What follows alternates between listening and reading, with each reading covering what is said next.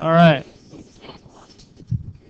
Big day today. We're going to be doing a lot of this type of stuff the rest of the year. These two concepts today are going to prove to be hugely important. I guess technically you could look at them as shortcuts, but some of them have even bigger shortcuts. And as long as eventually you'll have to show me you can do it by hand the long way, and once you do that, I will show you the really shortcuts. All right. Now, this one right here is basically saying you have, again, A and B, kind of like we did yesterday, right? The x values are A and B. And do you agree that basically there's some y value that I would be able to get by substituting A into whatever function I have? Right? We don't know what the function is. It'd say f of x equals this. This kind of looks like a parabola, right? So maybe it's x squared or something like that. You don't know. But then, and there is also a b value that would have, up here, if I put b, into that function right there, I would get some y value, correct? So this point right here, you could say is a comma f of a, correct? Or a, and then a is the x value, and f of a would be the y value. Okay. And the reason I go through all this notation is because you are going to need it for if you go on. You're going to have to be able to look at it that way. And then this point right here is obviously b, f of b. Now, let's face it, normally we're going to say 1 comma 2 and 4 comma 7. Who knows what they are, but that's how we would look at them. It's just important to know that it's an x and a y value, basically.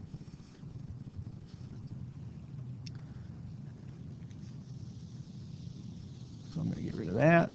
I'm going to get rid of that. So we know we still have these points. Do you agree to get from that red point to that green point that it's got to change at least a little bit? And then to get to that next blue point that it has to change a little bit again? And do you agree if I kept making little points like this and made you add up all that amount of change, and if you added it all up and divided by how far you went, that would be an average? Just like quiz scores. If you added them all up and divided by how many you had, that's an average, right? Let's face it, that would be a pain to sit here and add up all these little differences and then divide by how far you went. Because let's face it, somebody could go out even further in the decimals to get a more accurate answer than you. Would they have to add up hundreds more numbers? They would. So obviously, is that the way we're going to find the average rate of change? No, because you know what? If I took all these little points all the way up and added it up and divided by however far I went, all it would be is the slope of that line. Those two answers would be equal. And which one's way easier to calculate? The slope of that line. And do you agree that the slope, like if I put little lines in here, that the slopes of these down here are a little less than our line, and these slopes here are a little more? Do you see how they might average out to that line we have connecting the two? Again, if you put a bunch of little lines in there for how much it's changing, would you say maybe right about there it's the same? And then here it's obviously a little steeper, here it's not quite as steep. So all you have to do is find the slope, and I think I have it in here. There it is. The average rate of change is simply the slope between 2 points on a curve. That's all it is. And I think I have the formula in there too. Maybe not. Oh, there it is. So in this case, do you agree that basically for finding slope, this is kind of like your y2 and your y1, and this is like your x2 and your x1 for the formulas that you used to know? Change in y over change in x, right? Because this is the y value, f of b, right?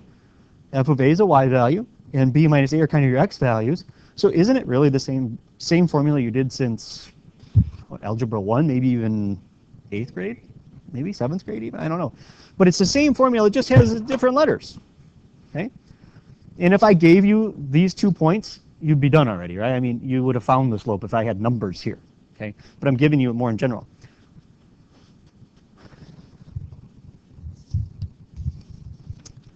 Now, from geometry, let's see if you can remember this one. When we did circles in geometry, and we had lines that came and hit the circle twice, they had a very specific name. Anybody remember?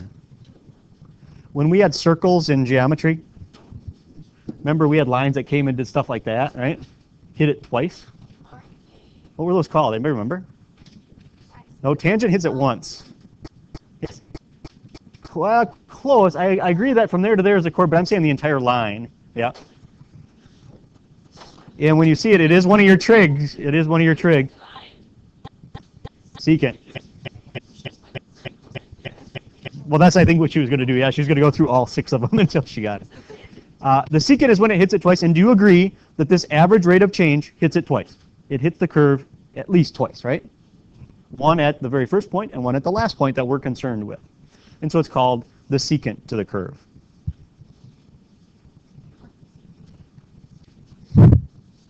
So average rate of change really isn't that bad. You basically, it's just the slope of that line. It's pretty simple. So let's try one. Determine the average rate of change for y equals, so I've given you the function, and on the interval, -1 to 2, so I've given you basically the a and b value. You kind of see what I'm saying here? That's not the point, -1, 2, it's the interval. So the first thing we should probably do is get a good idea of what that is, because you can't really use your parent graph all that well. And so let's go. So it's x to the third minus x. And then I know you don't have this little feature, but I found it the other day, and it's pretty cool.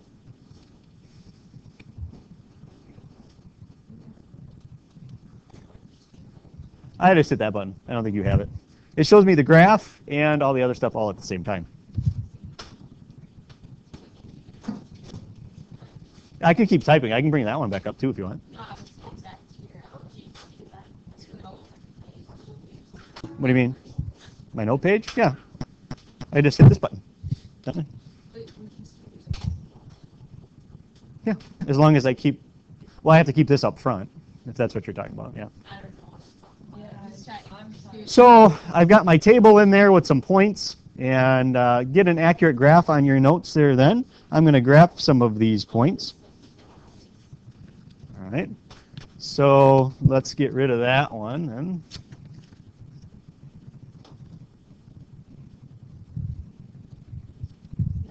I think, yeah, this is what you were talking about. That's what I thought. That's what I figured out.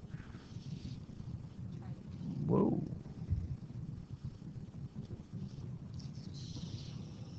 All right, so I'm going to keep this so I can see it. So -2, -6, right? And -1, 0. And 0, 0. Well, that's interesting. And 1, 0. At this point, you think you're doing it wrong, and then.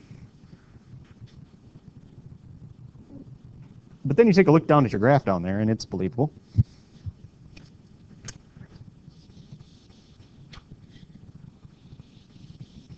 So I hope you agree that it looks something like that, right?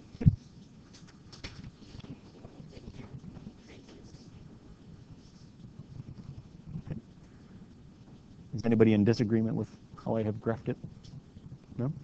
Okay. And we're talking about what? -1 to 2, huh?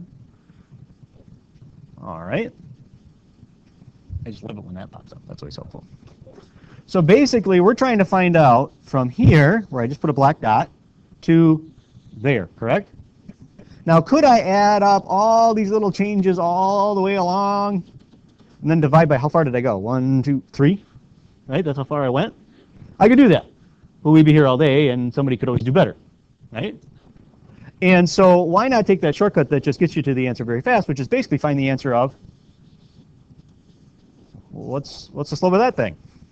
And again, do you agree that some of these little ones in here have a negative, and then it's nothing, and then positive, and then very, very positive? So do you see how these very, very positive ones over here do get canceled out by some of those negatives to get an average? I know it's kind of hard to see sometimes, but that's how it works. And so what is that point? What was it? -1, 0 was one of the points, right? And the other point was 2, 6, I believe, right? And so if you follow that formula, all it is slope. So you can follow that formula if you want, but really it's change in y, so 6 minus 0 over 2 minus a -1. Be careful there, right? So it's 6 over, careful, 3, which is 2. Now, would you have believed that if I would have said, taken all these little changes, that it would really just average out to something so nice as 2? That's very, very unbelievable, really.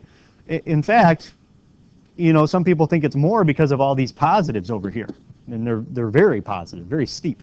Okay, but the answer there, the average rate of change is 2. So on average, that's what happened. Okay. Any questions on average rate of change? You can actually just find the slope. Did it have to be those 2 points? Could I have changed that up? Yeah, I could ask you pretty much anywhere, right? And this is going to work as long as everything is a word that we just talked about the other day, continuous. You start having jump discontinuities or weird things happening in there. Now, really, do I care about continuity way over here at, say, -2 for this problem? No. All I care is between -1 and 2, is this thing continuous? Yes. There's no discontinuities, no holes, nothing. Yes?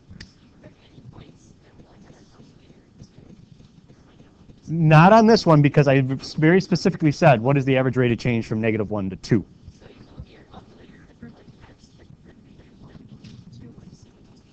Right, you could do that without even graphing it, but I wanted to show what it really was doing. And that's why I had you graph it so I could show you the line. But yeah, really, do you have to graph it to do this problem? Not if you know what's going on. No, you, like she said, you could just look at -1, 0, 2, 6, find the slope and be done. As long as you know what to do, exactly. Okay. But I thought seeing the graph, seeing what we were talking about would be helpful. Okay. So that's average rate of change. Again, as long as it's continuous where you want to talk about, it's good. Okay. And it is on this one. Instantaneous rate of change. That's actually the one that's going to prove more used, I guess you could say. But do you agree, once again, I have basically the same graph, same points, right? What we want to know, though, normally, is we'll say, I don't want to know what the average is. I want to know right there what's happening. That's what I want to know. I want to know how fast are things changing right there. And you notice, what did we use for rate of change before? We used a slope, correct? That's really all slope is. It's a rate of change. Okay? And same thing here, but I want to know right at that instant, which is why they use instantaneous rate of change. But the problem is if I just give you 1 point, how do you find slope with 1 point? You don't. You need 2 points, right? And so what we're going to do is we're still going to use that point up there. And those 2 points come from, what was that line called again? Secant line. We're going to kind of use that secant line, but we're also going to say, you know what I want to do? I want to slowly start moving this point down here. Do you see how that line would then kind of be that line, and then I move it again, and then notice how I'm not moving the point I actually want to know something about? And then eventually, what's going to happen is it's basically going to be, not that one, it's going to be that line. I don't even know why that one's on there. It's going to be that line right there, agreed? Which hits this graph once, which is called the tangent line. Very good. Tangent line is huge in calculus. Okay? So you already know the answer down here, right? Well, no, you don't. Never mind. Thanks, that helps. The slope of the tangent line to the curve at a particular point, and again, I just chose A, f of A. Could I have chosen B, f of B? Yeah, I could have. But notice how I wrote things this time. Did I write things a little bit differently for that second point this time? I did. And that's why I put that on there. All right. I related them all to the same thing, and I'll explain why in a second. So let's use numbers so that you can see it. Let's say this point here was an x value of 1. And let's say this x value obviously is more, right? So we'll say 5. Do you agree I added something to A to get to that other one? There was some change in the x value. And in this case, what was that change in the x value? It was 4, right? Well, how would you figure that out if I just gave it to you as A plus delta x and A? How would you figure that out? How would you figure out the difference? How did you do this? When you knew it was 5 and 1, how'd you do it? Really, didn't you just subtract to find out what the difference was? So can you do the same thing here? Can you take A plus delta x and subtract A? What do you get? Delta x. So do you agree that basically this distance here is the change in x? Can you agree with me on that? Okay. And do you agree basically this distance over here is change in y, right? Are you hanging with me so far? Okay. If I could see, that'd be so helpful.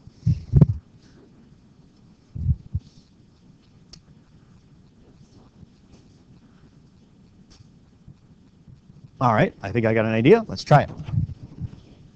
So if this is a, f of a is our first point. Agreed? And our second point is our x value is a plus delta x. You agree that's just the x value? Right? This one right there? Can we see that? And then the other one is f of a plus delta x. I know that looks weird, but just hang with me. Is that all one? The second? Yes, this is basically the x value, this is the y value. Yep. This is x, that's y. How would you find slope of that? Okay. See, here's the x value of that coordinate right here. And so I would have to substitute that in to get the y value up there, right? So can we find the slope of that? You can do that, right? And what you would do is you would find change in y goes on top or bottom. Oh, so you would take this one. Normally we go this way, right? So you would take this one. And I get, that's just a number really normally, right? And I would subtract the other one, right? Isn't that y2 minus y1? In a really weird form. But it's y2 minus y1. All over, well, it's a, this delta x is the first x value, right? And I have to subtract a. So what's the bottom? Thank you. That's where most people have trouble finding out why delta x is the only thing left them. Is everybody good? Can I erase the a's? Yeah. Let me know, because if you can't, that's fine. Yes, sound effects are optional. Which is why when I go down here, now that makes a whole lot more sense. Except for one thing. Yep. What's the one thing you see down there that I haven't talked about yet? Limit.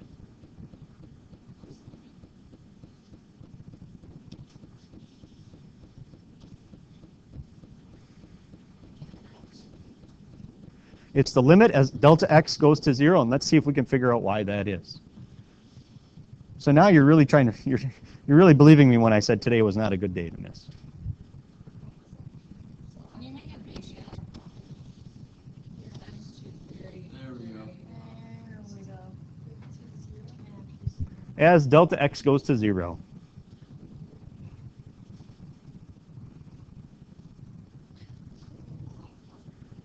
Do you understand where this part of it is coming from?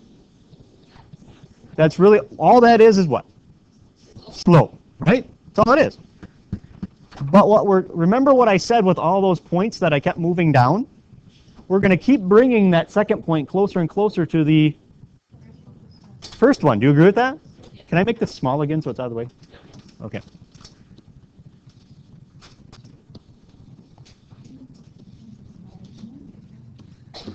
Let's go back. Remember I started here and I kept bringing the point in? What's happening to delta x as I bring this point in? This difference right here keeps getting, and what will that change be when I actually get right there? 0. So it's the limit as delta x goes to 0. It's the limit of the slope is exactly what it is. And when you get there, it's going to be the slope of this tangent line. And that's going to tell me exactly how is it changing right there. Not anywhere else, but right there. How fast is it changing? So it's basically the slope of a curve. You're really good at finding slopes of lines. But now you're going to learn how to find the slope of a curve.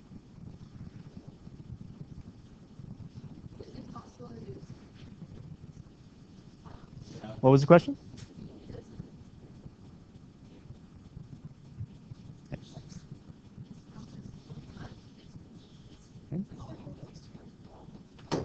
Well, seeing physics is a small branch of calculus. Yeah.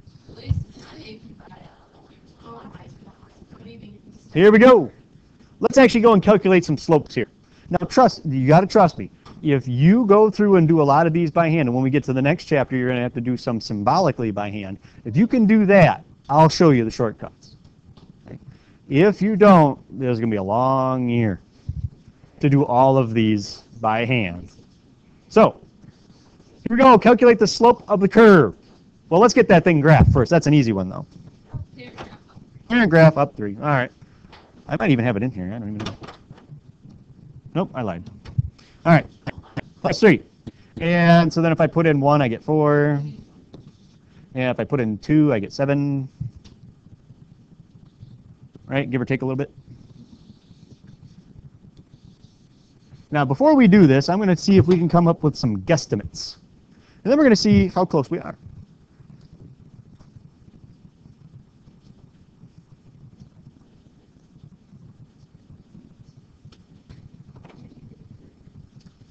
So at x equals 1, do you agree that's this point I just did in red? Do you agree with that? So that I have to make a tangent line if I want instantaneous slope, correct? Let's have some guesses as to what is that slope right there. Okay, 5. Well, we know it's positive, right? So is 5 okay? That's a good guess. 2, 1. Okay. I'd say it's probably a little more than 1. It's a little less. 3 over 2, so I bet you 2. Okay. How about at negative 2? That tangent line right there, do you think that is the same slope as the other one? No, because that slope on that one on the left is definitely negative and probably pretty steep, right? Okay. Well, here's the unfortunate part of doing it by hand, because right now I can look up there and tell you the answer to both of these using the shortcuts. So, hang with me. I'll show them to you. So what we have to do is that. So here we go. Limit. And we're going to have to do one at a time as delta x goes to 0 of, well, do we know what x value we want to use? And you know what, we're just going to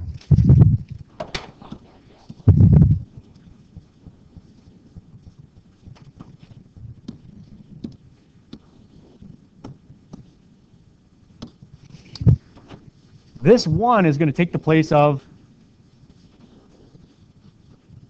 a for us. Okay? So f of 1 plus delta x. Yes.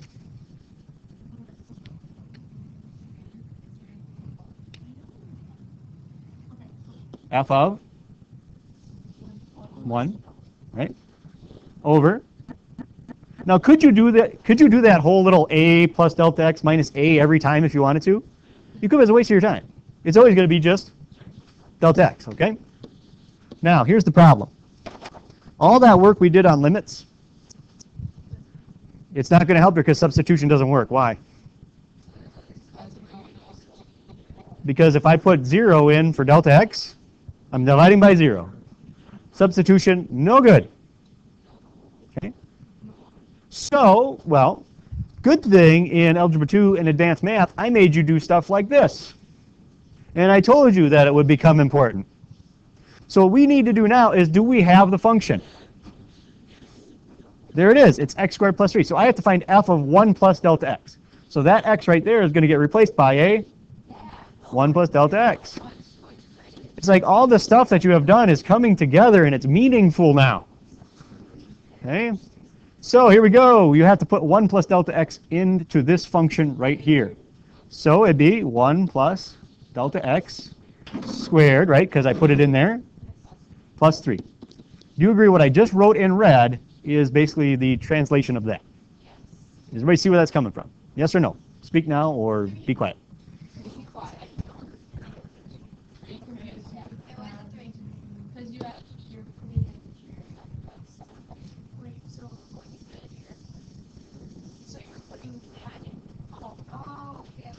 I put 1 plus delta x into function f.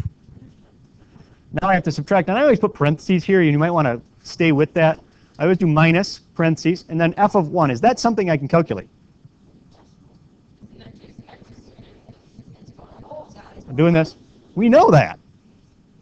That's 4. And did I make you do all sorts of substitution like that all the way through Algebra 2 in Advanced Math? Yes. Unfortunately, it's still over. So we did all that work, and we still can't put in 0. Why would we want to put in 0? Because I want to know delta x goes to 0. I'd like to substitute if I can.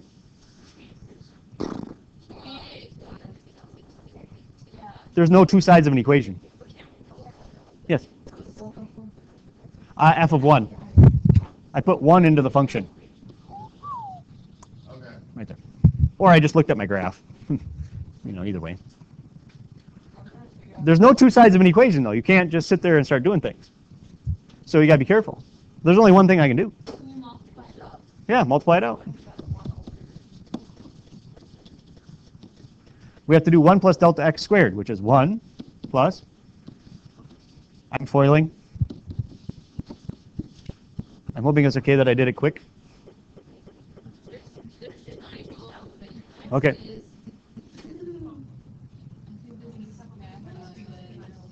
All I did is took 1 plus delta x and squared it. I foiled. -1. Just hold on. Let's everybody get caught up.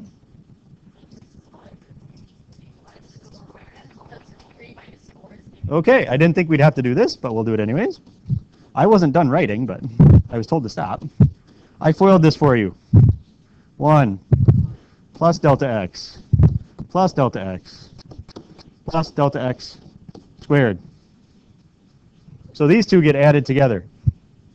1 plus 2 delta x plus delta x squared. I foiled. Plus 3 minus 4. Okay. Well, you know, foiling threw you for a loop, so I thought maybe putting that together would confuse you. Well, 1 plus delta x squared is 1 plus 2 delta x plus delta x squared. Yeah, now what? We still can't put 0 in. It doesn't get you anywhere. Because I'd have to do it to another side of an equation that I don't have. Yes. We don't know it equals 0. We don't know what it equals. That's what we're trying to find out. Then you get rid of the -1. How? It's -1, not times -1. Yes.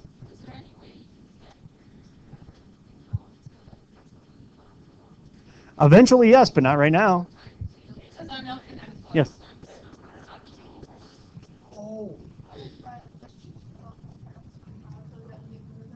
Well, you could, but there's no second side of the equation. So I can't just multiply one side of an equation by something. Yes. Can you divide the delta x from the whole top? Kind of. No, you can't do that. How about this? We have a positive 1 sitting right here and a negative 1 sitting right there. They can cancel.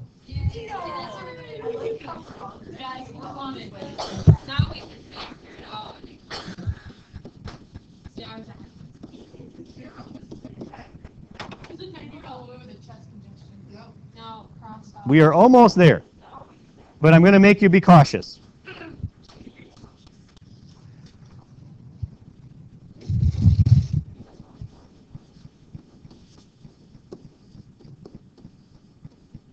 Do you agree that both terms in your numerator have a delta x in common? You can factor it out.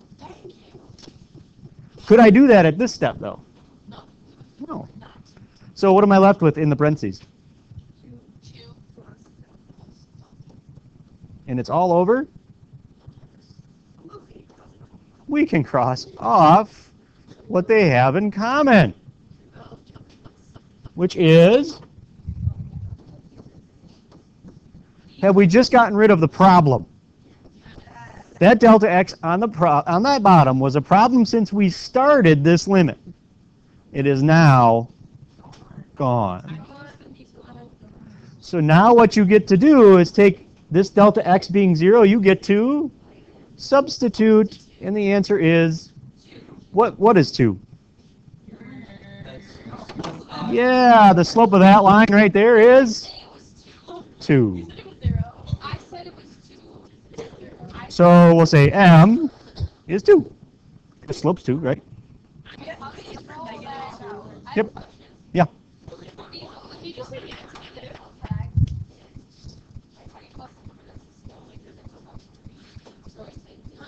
What do you mean at the very end? No, I actually took delta x being 0, and I substituted in 0 for delta x. 2 plus 0 is 2. Yes.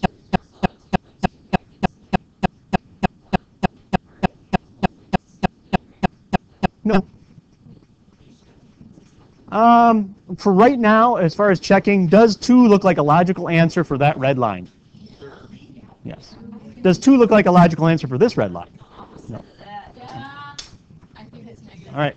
Now, you still have to do it by hand, even if you feel you have figured out a way to do it.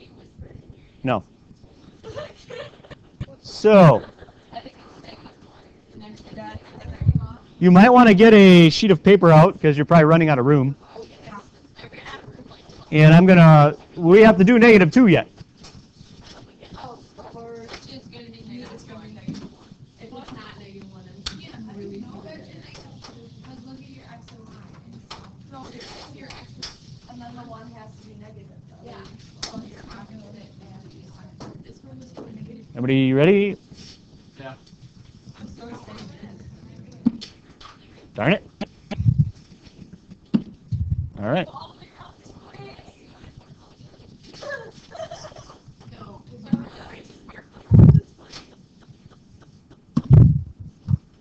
Apparently you have to get really mad at it, and then it works. Limit as delta x goes to 0. Now what we have to do is put -2 in for A. So it's f of -2 plus delta x minus f of -2 all over delta x. All you're doing is finding a limit of that slope. You're bringing that slope back down to where it's supposed to be. And kind of what we're doing is almost using a second fictitious point. We're just saying there's another point out there somewhere. It's delta x away. I don't know how far that is, but it's delta x away, whatever that is. And we're going to keep bringing it closer. You know, delta x could be 100 for all we care in this problem. So it's fictitious. We're saying it's out there somewhere. All right. So, limit as delta x goes to 0. You have to do this first. And what does that mean? It means take -2 plus delta x and substitute it into whatever your function happens to be. Our function's called f, and so it happens to be that. So I have to take -2 plus delta x and put it in there, but you notice it has to be squared and then add 3 to it. So do you see, I'll even maybe put it in parentheses for you if you want. That's basically this box or rectangle in blue up here has turned into these parentheses in blue down here, right? That's what it's turned into. The f has gone away. Can I also get rid of this other f out in front of this -2? Yes, you can, because all you're going to do is take -2 and substitute it into the function, correct?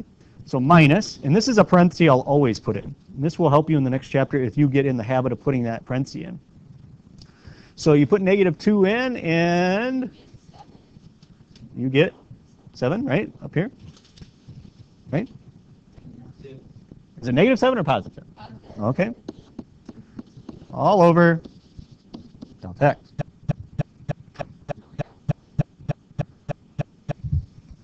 I'm going to make sure everybody's caught up.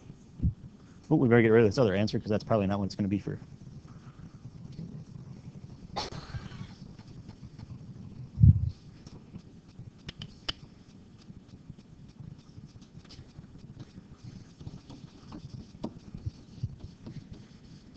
Can I FOIL it for you this time without you having huge issues? So it's 4 minus 4 delta x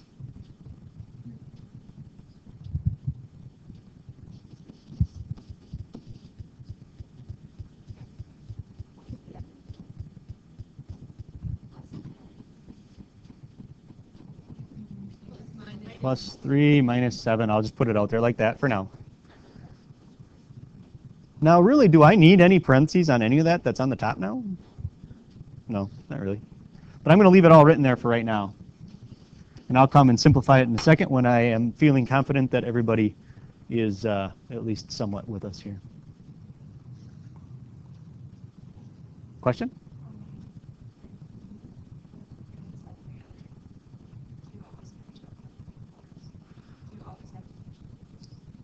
Basically, when you do these problems, if you can't get down to where delta x goes bye-bye, you've done something wrong. So the question is when you put the 3 and the -7 together, should it cancel out that 4 or that other piece that's left over? Something better cancel out that 4 that's out front. It better happen because everything else then has a delta x in it. So as it was said, this becomes basically just -4, right? Which then just kind of takes care of that. Agreed? Yes?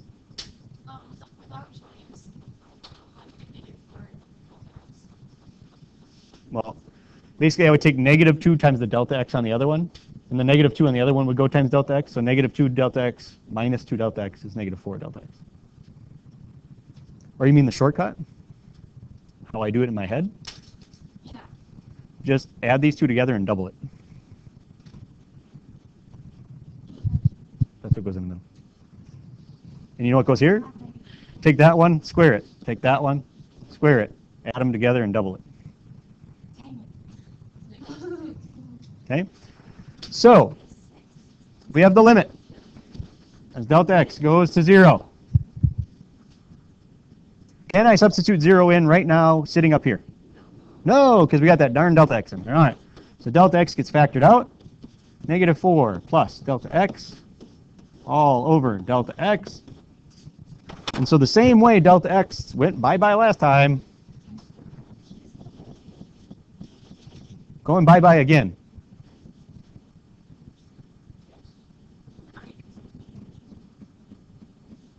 And now, can I substitute 0 in for wherever I see a delta x? Yes, I can. 0. The answer is, what is -4? Of what? That slope of that tangent line at an x value of -2. Does that seem feasible? Yes, it does.